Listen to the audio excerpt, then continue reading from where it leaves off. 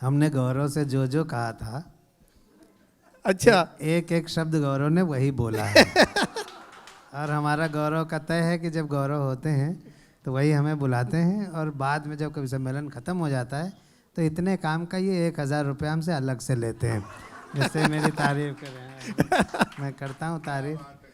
मैं ईमानदारी से कह रहा हूँ कि आज के जैसा कवि सम्मेलन मैंने बहुत दिन बाद देखा ये है। बिल्कुल सच है। और इतने ढंग से आप लोगों ने सुना वाह है। वाह, 4 पंक्तियां कहने का मन होता है। मैं बहुत समय नहीं लूँगा, अध्यक्ष की तरफ बढ़ना है मुझे।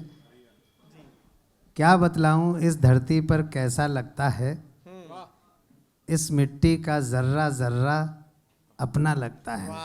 जिस अच्छे ढंग से आप लोग बात कर रहे हैं, बिहेवियर कर रहे हैं, हाँ, जिस तरह से, क्या बतलाऊं इस धरती पर कैसा लगता है, इस मिट्टी का जर्रा जर्रा अपना लगता है। मंदिर, मस्जिद, गिरजा, द्वारे चाहे जैसे हों, लोग जहाँ अच्छे होते हैं अच्छा लगता है। लोग जहाँ अच्छे होते हैं अच्छा लगता है। बहुत बढ़िया, बहुत और बहुत अच्छे। आप लोग यहाँ आए, मुझे तो बड़ा आश्चर्य है कि आप लोग आए क्यों हैं। लगता है आप लोगों के पास कोई काम है नहीं। हम लोगों की तरह आप भी खाली हैं। हम खाली थे सुनाने चले आए, आप खाली थे आप सुनने चले आए। आप जैसे लोग अब मिलते नहीं हैं। अजय चौधरी जी सुनिए, आप जैसे लोग अब मिलते नहीं हैं। इस महक के फूल अब खिलते नहीं हैं। अब कविताओं के कार्यक्रमों में लोगों का आना बहुत आश्चर्यजनक लगता है। अभी कोई हीरोइन बुलाई गई होती तो ये क्लब छोटा पड़ जाता, लेकिन सर्वेश अस्थाना के नाम पे कौन आएगा।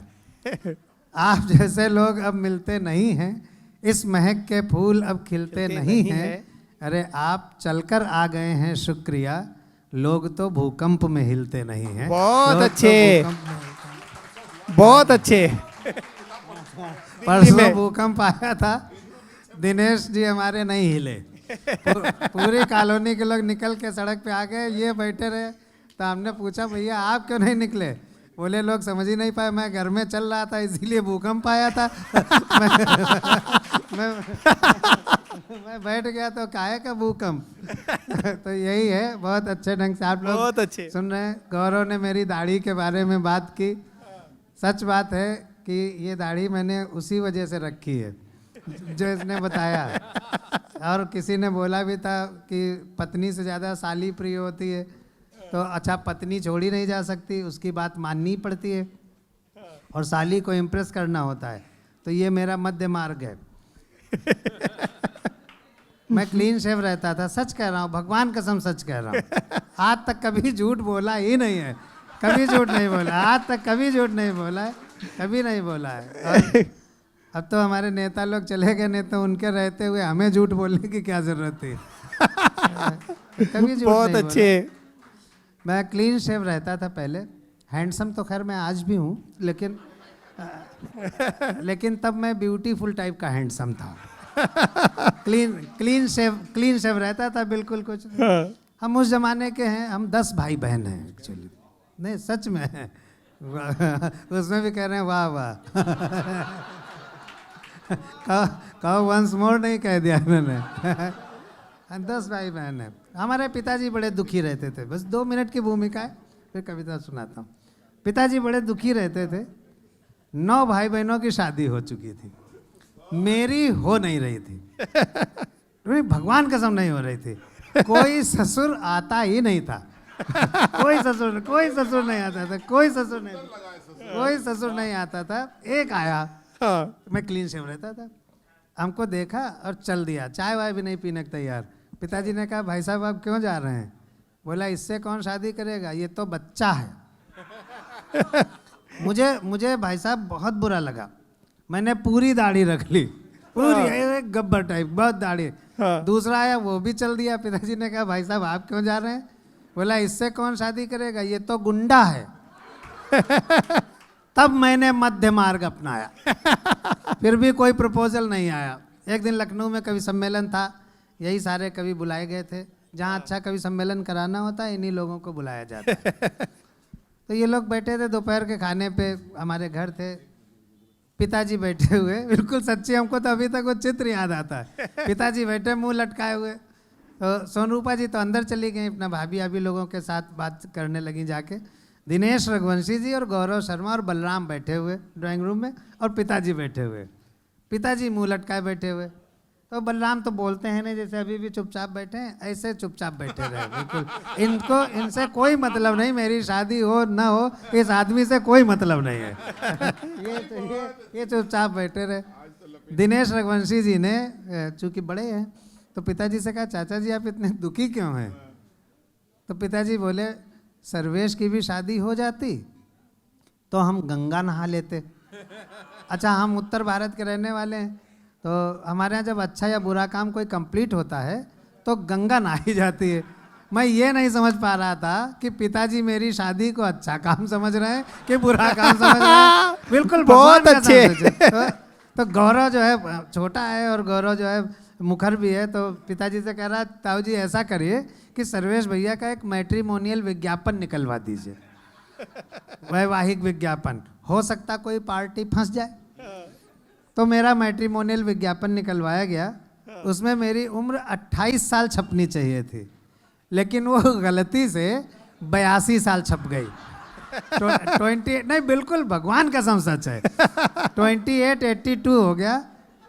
आइए उदय जी, 2882 हो गया। अब हम निश्चिंत हो गए कि अब मेरी शादी नहीं हो पाएगी, कोई प्रपोजल नहीं आएगा, और चूंकि अटल जी के शहर लखनऊ से हूँ तो हो सकता है भारत का प्रधानमंत्री भी बनना पड़ जाए। बहुत अच्छे, यही सोचा। लेकिन मेरे लिए प्रपोजल्स आए, 70 साल वाली का, 75 साल वाली का, 78 साल वाली का। तो हमने अपने पिताजी की तरफ देखा, उनकी उम्र 80 साल थी। हमने मन ही मन पिताजी से पूछा, पिताजी ये विज्ञापन आपने मेरे लिए निकलवाया कि अपने लिए निकलवाया है? बहुत अच्छे, उसी से कविता तैयार हुई थी। एक बार आप लोग ताली बजाइए। बहुत बढ़िया, बहुत बढ़िया, अच्छी कविता सुनाता हूँ। बहुत अच्छे।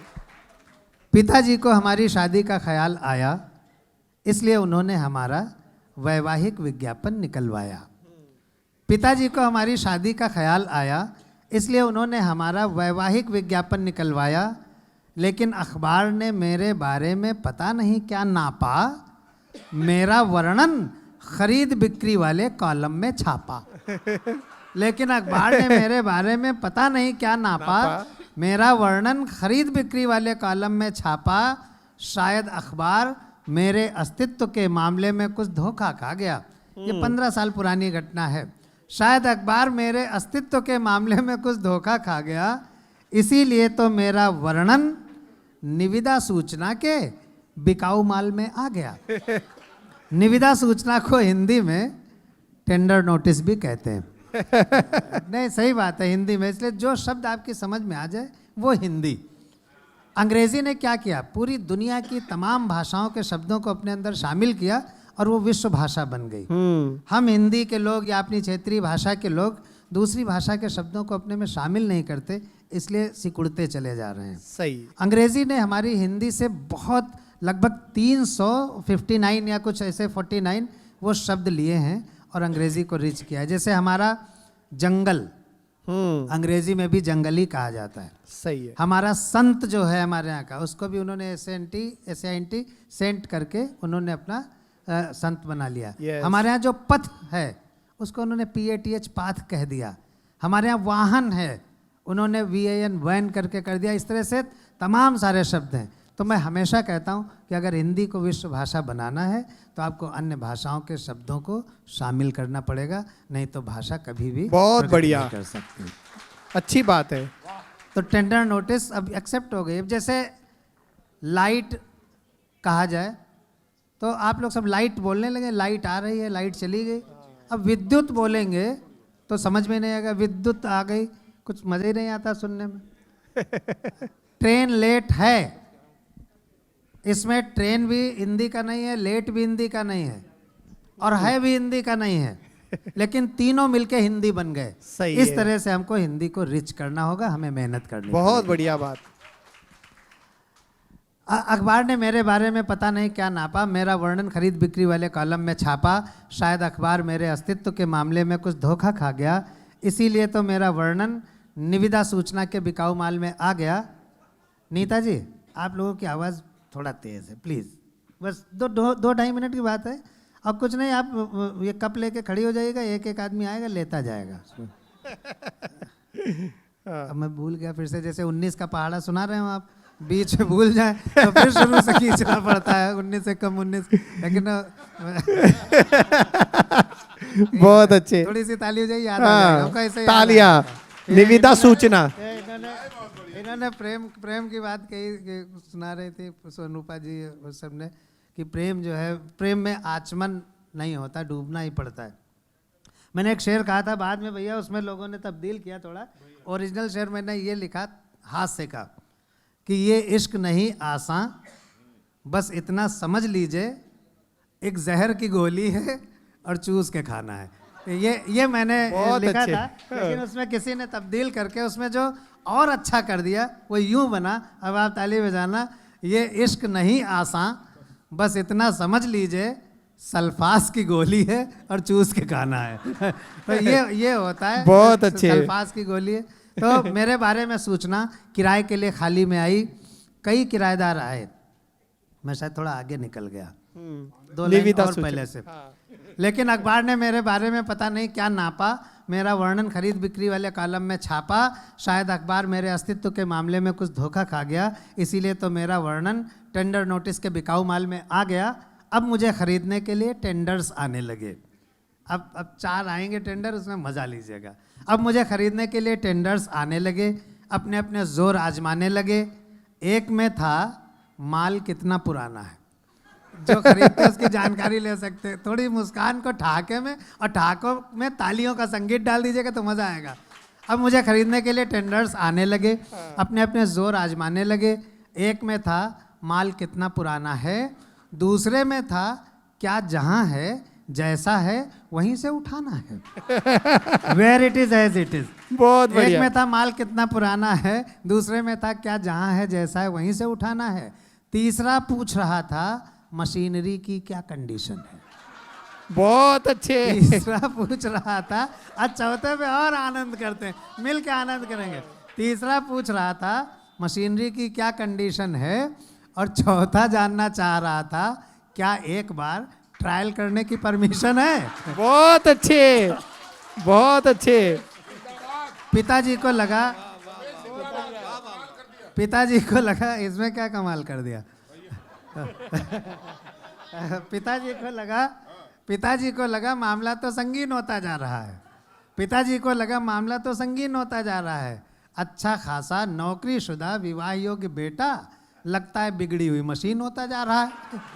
मैं आपको बताऊं, मेरी फिर बाद में जब लेटेस्ट ये शादी हुई मेरी, वो हो गई फिर अंत में, तो मुझे देखने मेरे बड़े साले साहब आए। उनका नाम असली संजय है, लेकिन घर में सब पम्मू कहते हैं। तो पम्मू भैया हमें देखने आए, देख के पहुँचे। मेरे फादर इन लॉ यानी ससुर साहब केमिस्ट्री के प्रोफेसर थे, बहुत सीधे सज्जन, बिल्कुल सच्ची घटना बता रहा हूँ। वो पहुँचे, बोले पापा लड़का तो अच्छा है, यूनाइटेड नेशंस में नौकरी भी करता है, लेकिन कवि है। मेरे भोले भाले ससुर का जवाब और आपकी तालियां, अगर ये जवाब मुझे पहले पता चल जाता तो मैं आज भी कुंवारा होता।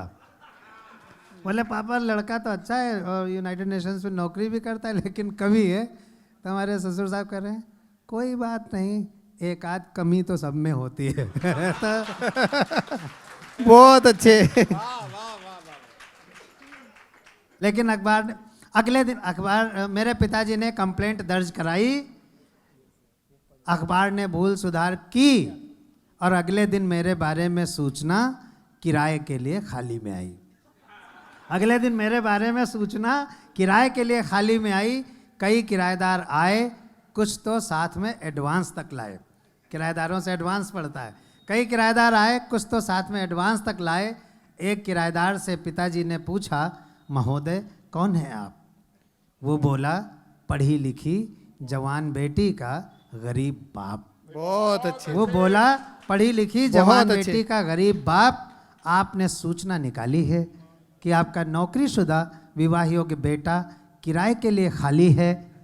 हालांकि मैं आपको, अब मैं जो इशारा कर रहा हूँ वो समझ जाना, हालांकि मैं आपको मुँह मांगी रकम कभी नहीं दे पाऊँगा, लेकिन वादा करता हूँ कि अपना घर द्वार बेचकर कम से कम साल 2 साल के लिए किराए पर अवश्य ले पाऊंगा। बहुत अच्छे, इशारा समझ जाना, बहुत और अच्छे। इशारा और गहरा होना चाहता है। बहुत बढ़िया। आप मुझे हताश मत कीजिएगा, इस गरीब बेटी के बाप को निराश मत कीजिएगा। आप मुझे हताश मत कीजिएगा, इस गरीब बेटी के बाप को निराश मत कीजिएगा, क्योंकि इससे मेरा कल्याण हो जाएगा। भले साल 2 साल के लिए ही सही, पर एक निर्धन बेटी को सुहाग तो मिल जाएगा। बहुत अच्छे। भले साल 2 वाह। साल के लिए ही सही, पर एक निर्धन बेटी को सुहाग तो मिल जाएगा, और मेरी समझदार बेटी आपका पूरा किराया अदा कर जाएगी। क्या बात है। अगली पंक्ति बजाइएगा। और मेरी समझदार बेटी आपका पूरा किराया अदा कर जाएगी, और आपका इशारा पाते ही किसी न किसी वजह से मर जाएगी। बहुत बढ़िया। तब आप किराया बढ़ा दीजिएगा, तब आप किराया बढ़ा दीजिएगा, अपने बेटे को दूसरी जगह उठा दीजिएगा, तब आप किराया बढ़ा दीजिएगा, अपने बेटे को दूसरी जगह उठा दीजिएगा। क्योंकि अब जो मैं 2 पंक्तियां कहने जा रहा हूं, इससे अगर आप सहमत हो ना तो बहुत अच्छी ताली बजाना। क्योंकि दहेज के मौसम में आजकल ऐसे भी दिन आने लगे हैं कि माँ बाप अपने विवाह योग्य बेटों को किराए पर उठाने लगे हैं। बहुत बढ़िया। और गरीब बहुत अच्छे। क्योंकि दहेज के मौसम में आजकल ऐसे भी दिन आने लगे हैं कि माँ बाप अपने विवाह योग्य बेटों को किराए पर उठाने लगे हैं, और गरीब माँ बाप की बेटियाँ इसी तरह अपनी गरीबी का प्रायश्चित करती रहती हैं। व्यंग्य की भाषा ये है कि कहा कुछ जाए और उसका अर्थ दूसरा निकलता हो। अब आप इसको व्यंग्य की दृष्टि से सुनिएगा। और गरीब माँ बाप की बेटियाँ इसी तरह अपनी गरीबी का प्रायश्चित करती रहती हैं, इसीलिए तो शादी के बाद बहुत जल्द किसी न किसी वजह से मरती रहती हैं। बहुत बढ़िया। तो भाइयों बहनों, ये जो मैं आपको हंसता मुस्कुराता, मेरी कविता और काव्य पाठ दोनों समाप्त हो रहे हैं, तो भाइयों बहनों, ये जो मैं आपको हंसता मुस्कुराता स्माइल मैन दिख रहा हूँ, असलियत ये है कि मैं एक दहेज लोभी बाप का बेटा हूँ, और हर साल किराए पर बिक रहा हूँ, हर साल किराए पर। बहुत बढ़िया, बहुत बढ़िया। थैंक यू, बहुत बहुत धन्यवाद। आपने सुन लिया। आमतौर पर संचालक को लोग बहुत ध्यान से नहीं सुनते, लेकिन आपने मेरे लिए भी बहुत अच्छा अपना समय दिया। क्या बात है, बहुत अच्छे। बहुत आभार आपका। और अब ये कवि सम्मेलन अपने उस शिखर बिंदु पर पहुंच रहा है जिसको हम अध्यक्षीय काव्य पाठ कहते हैं। ये मंदिर का निर्माण था, जो अभी तक काव्य पाठ हो रहा था, एक देवालय का निर्माण था। अध्यक्ष का काव्य पाठ, उस पर रखा हुआ मंगल कलश होता है, स्वर्ण कलश होता है, जिससे मंदिर कंप्लीट होता है, संपूर्ण होता है।